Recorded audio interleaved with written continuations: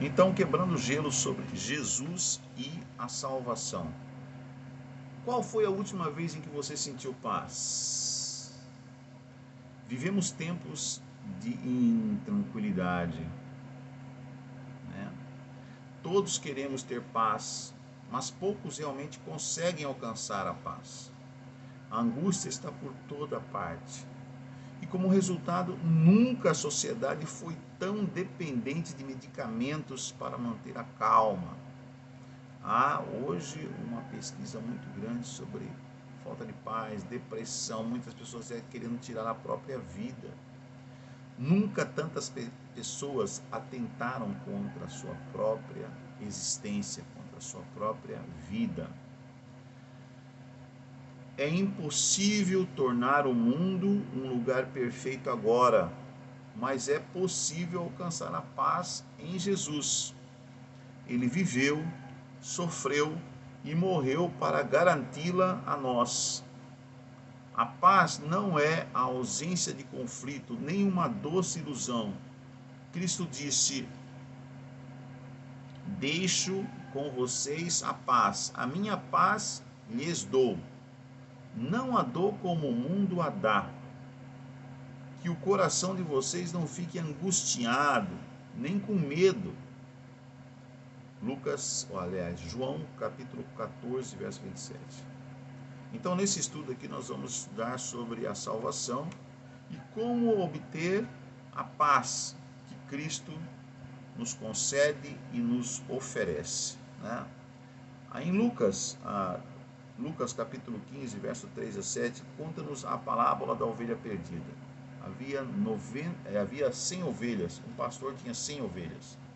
E uma dessas ovelhas desapareceu. Quando ele chegou no aprisco, ele foi contando, as ovelhas foram entrando no aprisco, no curral das ovelhas, e ele percebeu que faltava uma ovelha. Eram 99 ovelhas, estava ali, mas faltava a ovelha de número 100, faltava uma ovelha. Então ele foi, fechou o aprisco, deixou as 99 ovelhas ali, naquele curral, naquele aprisco, e foi atrás da ovelha perdida. E ele andou, subiu penhascos, desceu penhascos, andando pelo vale, chamando pela ovelha, até que ele encontrou a ovelha caindo perto de um penhasco, bem num lugar bem difícil. E ele foi descendo com uma dificuldade, porque a ovelha estava no abismo, quase caindo lá embaixo, a ovelhinha ali, e ela berrava, bé, bé, bé. E o pastor foi chegando até perto, ele conseguiu pegar a ovelhinha e trouxe, a ovelhinha foi subindo na maior dificuldade até chegar lá, né, no cimo do penhasco, e aí alcançou o vale e voltou para o aprisco, e feliz da vida levou a ovelhinha que estava perdida lá para o aprisco novamente, né, a ovelhinha perdida. E aí ele chamou os outros pastores: vamos comemorar comigo, porque eu encontrei a minha ovelha perdida. E fizeram uma festa, né, uma festa, porque o pastor havia encontrado a ovelha perdida.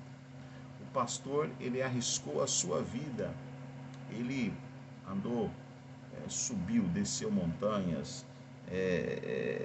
estava ali correndo o risco de ser atacado por algum animal selvagem. Aí quando ele descobriu a ovelhinha perdida, pendurada num penhasco, quase caindo no abismo, né, meio pendurado, ele foi lá, desceu o penhasco, na dificuldade, né, naquele paredão daquele penhasco, pegou a ovelha e salvou a ovelha. Então ele arriscou a vida, praticamente ele deu a vida para salvar a ovelha perdida. O bom pastor. O bom pastor faz isso, né? Na parábola aí do bom pastor, a ovelha perdida, Lucas capítulo 15, verso 3 a 7, o pastor caminhou muito até que ouviu balido ao longe e finalmente ele achou sua ovelha ferida, mas ainda com vida. Ele se alegrou muito. Da mesma forma, o divino pastor está em busca de cada filho e filha perdidos. Um pedido de socorro sempre chega aos ouvidos do Pai. Confie nisso. Sozinhos, sem Ele, estamos perdidos, mas com Ele estamos seguros.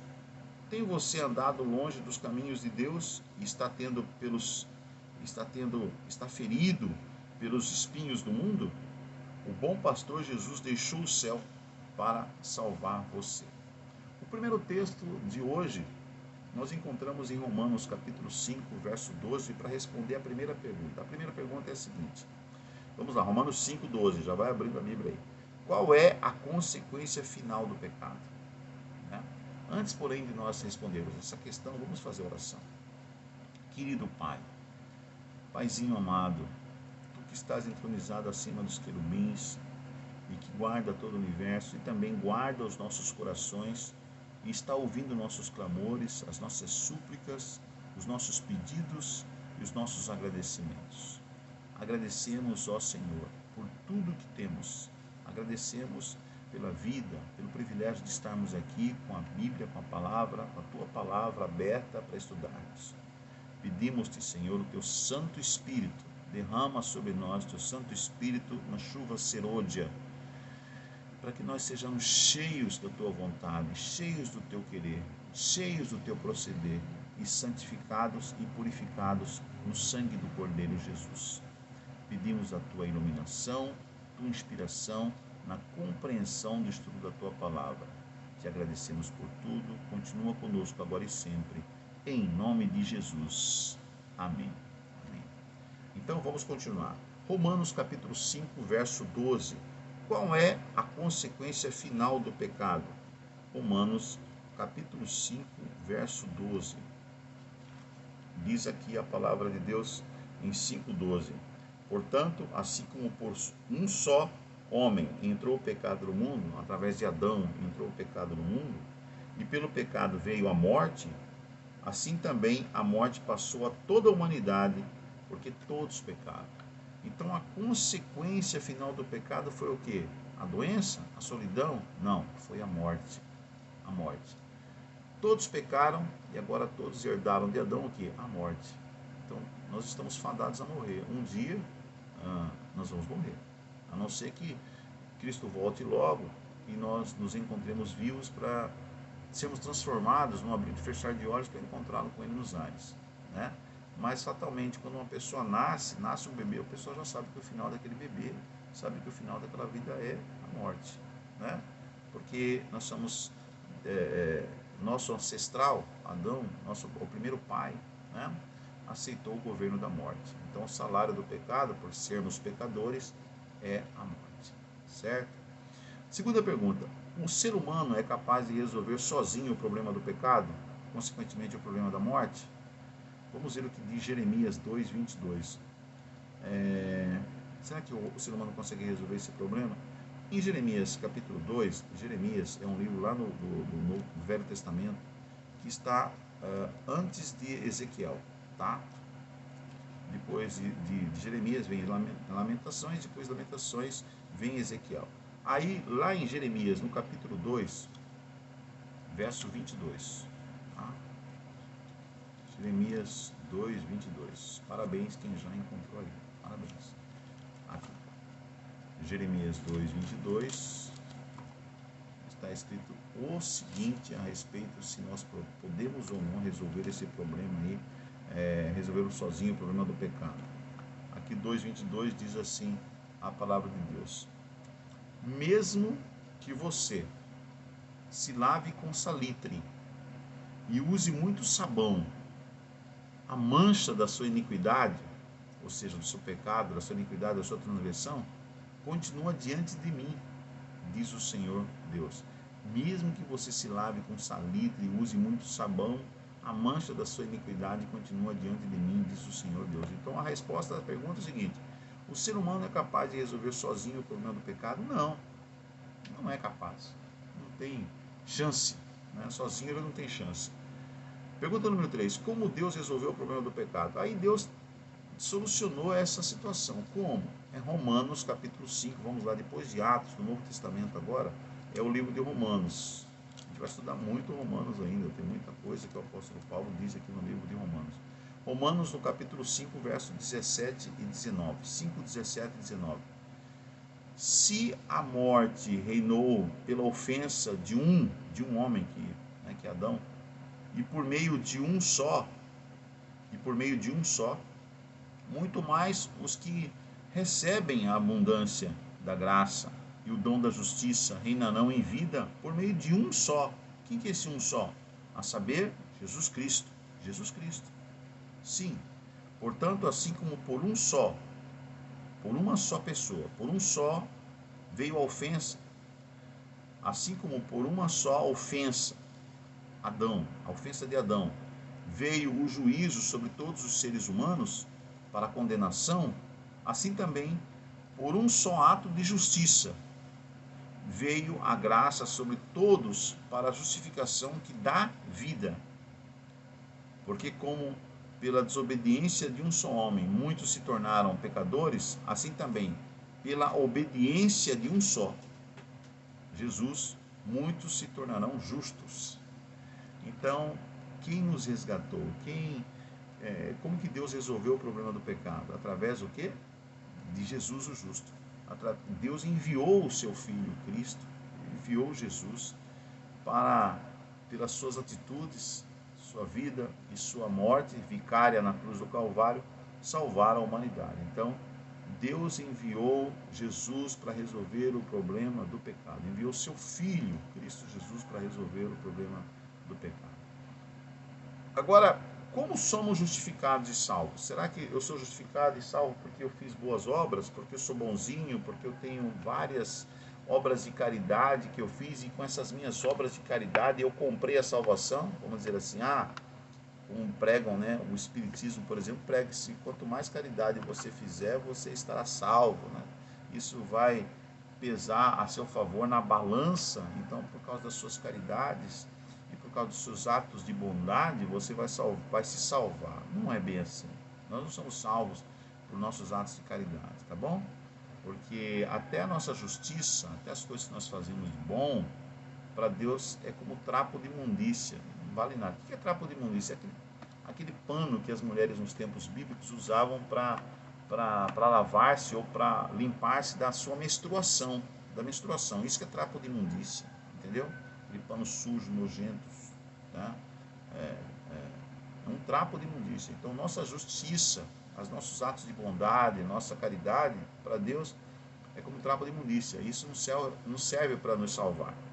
O que serve para nos salvar? Como somos justificados e salvos? Segundo Efésios capítulo 2, verso 8, Efésios vem logo depois de 1 Coríntios, 2 Coríntios, aí tem o livro de Gálatas, aí depois do livro de Gálatas vem o livro de Efésios. Fica antes de Filipenses, tá? Aí Gálatas, Efésios, aos Efésios, carta de Paulo aos Efésios, para a igreja de Éfeso, ou seja, quem morava em Éfeso eram os Efésios, né? Carta de Paulo aos Efésios, capítulo 2, verso 8. Olha o que diz aqui a Bíblia Sagrada. Efésios, capítulo 2, verso 8. Porque pela graça vocês são salvos, mediante a fé, e isto não vem de vocês, é dom de Deus. Pela graça sois salvos, mediante a fé, não é dom nosso, vem pela graça do Filho de Deus, pelo sacrifício de Cristo. Nós somos salvos pela graça. A salvação é feita única e exclusivamente por causa dos atos de bondade e misericórdia e pelo sacrifício maravilhoso de Cristo Jesus, quando ele se sacrificou, o holocausto de Jesus, ele se sacrificou e morreu em nosso lugar para pagar os nossos pecados. Então, pela graça, é de graça isso aí, né? É gratuito para nós. Custou um alto preço, o corpo, o sangue do próprio Deus, o próprio Cristo que veio em forma humana e morreu por nós. Então, pela graça sois salvos. Isso não é dom nosso, mas é dom de Deus, é um presente de Deus. A salvação é um presente de Deus. Pela graça sois salvos através do sacrifício de Cristo, pela graça, mediante a fé, a confiança nesse sacrifício, mediante a fé em Cristo Jesus, nós somos salvos. Pergunta número 5. Qual é a condição para que nossos pecados sejam perdoados? Atos capítulo 3 tem uma condição, né? Eu sou salvo pela graça, mas tem uma condição. Em Atos capítulo 3, logo depois do livro de João, do quarto evangelho, vem o livro de Atos, né? O Lucas, médico de Paulo, Lucas escreveu o livro de Atos. No capítulo 3, verso 19, ele dá a resposta. O apóstolo Paulo falando. Atos 3, 19, olha só. Atos capítulo 3, verso 19 diz assim: portanto, arrependam-se, a condição. Isso aqui, quem está falando aqui era Pedro, né? Pedro estava fazendo uma pregação lá no templo em Jerusalém, E aí no final da pregação, o apóstolo Pedro, ele fala essas palavras. Qual é a condição para que nós sejamos salvos? Portanto, arrependam-se e se convertam, mude de vida, dê um giro. Arrependam-se e se convertam, para que sejam cancelados os seus pecados.